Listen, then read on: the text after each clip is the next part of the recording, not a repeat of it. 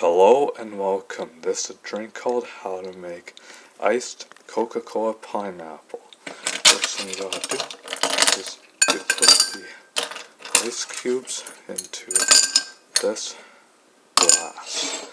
Then open up the pineapple fizzy water and you pour it into this glass. And last but not least, up this can of Coca-Cola.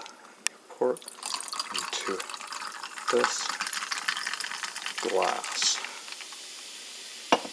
And here you go, folks. Here is your iced Coca-Cola Pineapple. Enjoy, folks, and thank you for watching.